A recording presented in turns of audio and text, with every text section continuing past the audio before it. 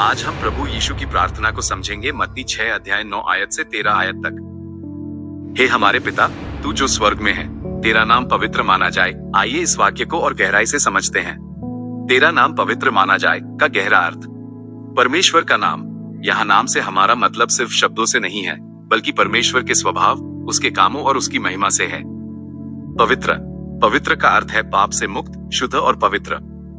जब हम कहते हैं कि परमेश्वर का नाम पवित्र माना जाए, तो हम ये कह रहे हैं कि हम उसके नाम का आदर करते हैं और चाहते हैं कि लोग उसका नाम पवित्र माना जाए। ये सकारात्मक रूप में है, जो दर्शाता है कि यह सिर्फ एक भावना नहीं है, बल्कि एक सक्रिय कदम है। हमें अपने जीवन से परमेश्वर के नाम को पवित्र बनाना है। इस वाक्य का हमारा जीवन पर प्रभाव। हमारे विचार। हम अपने विचारों को पवित्र रखने की कोशिश करते हैं। हमारी भाषा। हम अपनी भाषा को पवित्र रखने की कोशिश करते हैं, अर्थात हम झूठ नहीं बोलते, गाली गलौज नहीं करते और दूसरों के बारे में बुरा नहीं बोलते। हमारे कार्य। हम अपने कार्यों को पवित्र रखने की कोशिश करते हैं, अर्थात हम अच्छे काम करते हैं और दूसरों की मदद करते हैं। हमारे रिश्ते। हम दूसरों के साथ पवित्र रिश्ते बनाने की कोशिश करते हैं। इस वाक्य को अपने जीवन में कैसे लागू करें? प्रार्थना। हम नियमित रूप से प्रार्थना करके परमेश्वर के नाम को पवित्र रखने की प्रतिज्ञा कर सकते हैं। बाइबल पढ़ना। बाइबल पढ़ने से हम परमेश्वर के बारे में अधिक जान सकते हैं और उसके नाम को पवित्र रखने के लिए प्रेरित हो सकते हैं। अच्छे काम करना। हम दूसरों की सेवा करके और समाज में योगदान करके परमेश्वर के नाम को महान बना सकते हैं। पाप से दूर रहना।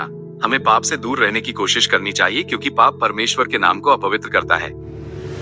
तेरा राज्य आए। तेरी इच्छा जैसी स्वर्ग में पूरी होती है, वैसे पृथ्वी पर भी हो। इस वाक्य का अर्थ। तेरा राज्य आए, इसका मतलब है कि हम चाहते हैं कि परमेश्वर का राज्य पृथ्वी पर आए। परमेश्वर का राज्य एक ऐसी स्थिति है जहां परमेश्वर शासन करता है और न्याय, शांति और प्रेम होता है। तेरी इच्छा जैसी स्वर्ग में पूरी होती है, वैसे पृथ्वी पर भी हो। इसका मतलब है कि हम चाहते हैं कि परमेश्वर की इच्छा पृथ्वी पर उसी तरह पूरी हो जैसे स्वर्ग में होती है। स्वर्ग में परमेश्वर की इच्छा पूरी होती है क्योंकि वहां कोई पाप नहीं है और सभी परमेश्वर की आज्ञा का पालन करते हैं। इस वाक्य का महत्व। परिवर्तन। यह वाक्य हमें इस दुनिया में परिवर्तन लाने के लिए प्रेरित करता है। आशा। यह वाक्य हमें एक ऐसी दुनिया की आशा देता है जहां न्याय, शांति और प्रेम होगा। एकता। यह वाक्य सभी विश्वासियों को एक साथ लाता है। कार्य। यह वाक्य हमें परमेश्वर के राज्य को बनाने के लिए काम करने के लिए प्रेरित करता है। इस वाक्य को अपने जीवन में कैसे लागू करें? प्रार्थना। हम नियमित रूप से प्रार्थना करके परमेश्वर के राज्य के आने के लिए प्रार्थना कर सकते हैं। अच्छे काम करना। हम दूसरों की सेवा करके और समाज में योगदान करके परमेश्वर के राज्य को बनाने में मदद कर सकते हैं। पाप से दूर रहना। हमें पाप से दूर रहने की कोशिश करनी चाहिए, क्योंकि पाप परमेश्वर के राज्य के विरुद्ध है। दूसरों को प्रेम करना। हमें दूसरों को प्रेम करना चाहिए, क्योंकि प्रेम परमेश्वर का सबसे बड़ा गुण है। हमारी दिन भर की रोटी आज हमें दे का अर्थ। ये प्रार्थना क्या कहती है? जब हम कहते हैं हमारी दिन भर की रोटी आज हमें दे, तो हम केवल भोजन के लिए ही प्रार्थना नहीं कर रहे हैं। ये प्रार्थना हमारे जीवन की सभी आवश्यकताओं के लिए है। इसमें शामिल हैं भोजन और पानी। हमारे शरीर को स्वस्थ रहने के लिए इनकी जरूरत होती है। कपड़े और आश्रय। हमें सुरक्षित रहने के लिए इनकी जरूरत होती है। प्यार और सहयोग। हमारे भावनात्मक स्वास्थ्य के लिए इनकी जरूरत होती है। परमेश्वर के साथ संबंध। हमारे आध्यात्मिक जीवन के लिए ये सबसे महत्वपूर्ण है।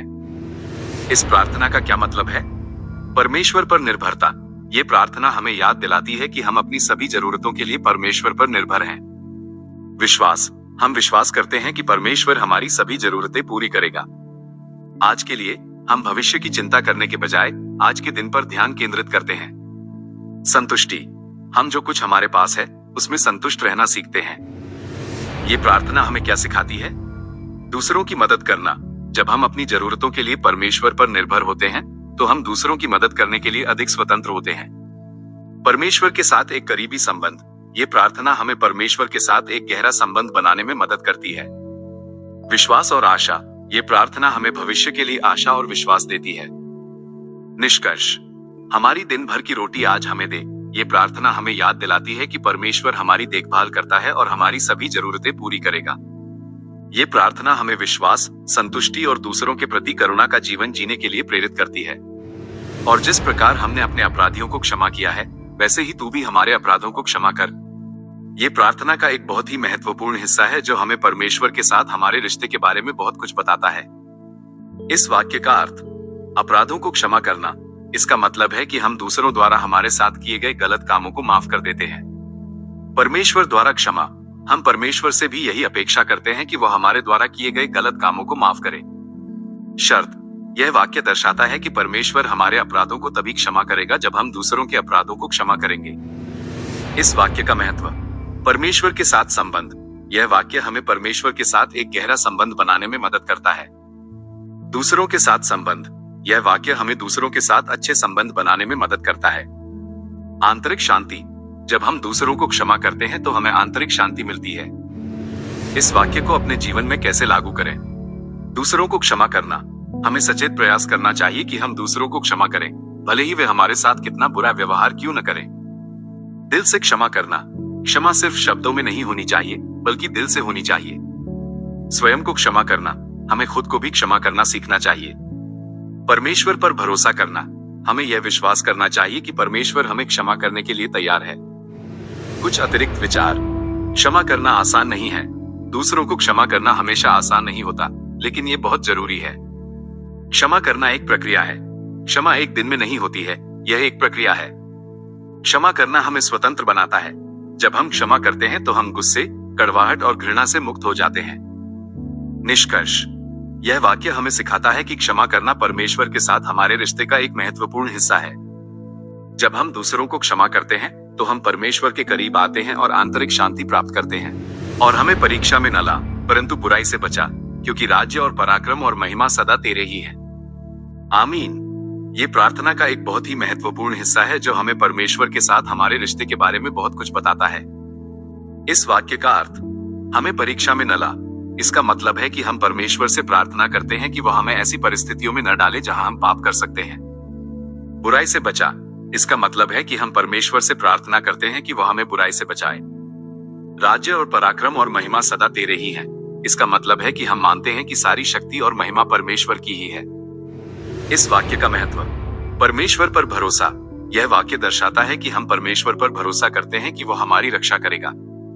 शक्तिहीनता का स्वीकार, यह वाक्य हमें याद दिलाता है कि हम कमजोर हैं और हमें परमेश्वर की मदद की जरूरत है। विश्वास, यह वाक्य हमारे विश्वास को मजबूत करता है। इस वाक्य को अपने जीवन में कैसे लागू करें? प्रार्थना, हमें नियमित रूप से प्रार्थना करनी चाहिए और परमेश्वर से बुराई से बचाने की प्रार्थना करनी चाहिए। सावधान रहना, हमें उन परिस्थितियों से सावधान रहना चाहिए जो हमें पाप करने के लिए प्रेरित कर सकती हैं। परमेश्वर के वचन पर चलना, हमें परमेश्वर के वचन का पालन करना चाहिए। अच्छी संगति, हमें अच्छे लोगों के साथ संगति करनी चाहिए। कुछ अतिरिक्त विचार, परीक्षा और बुराई हमारे जीवन का हिस्सा है। यह वाक्य हमें यह नहीं बताता है कि हम कभी भी परीक्षा या बुराई का सामना नहीं करेंगे, बल्कि यह हमें यह बताता है कि हम परमेश्वर की मदद से इनका सामना कर सकते हैं। स्वतंत्र इच्छा, परमेश्वर हमारी स्वतंत्र इच्छा का सम्मान करता है। वो हमें बुरा करने के लिए मजबूर नहीं करता है। विकास, परीक्षाएं हमें मजबूत बनाती हैं और हमारे विश्वास को बढ़ाती हैं। निष्कर्ष, यह वाक्य हमें याद दिलाता है कि हम परमेश्वर पर निर्भर हैं। हमें हमेशा परमेश्वर से प्रार्थना करनी चाहिए कि वह हमें बुराई से बचाए और हमें सही रास्ता दिखाए।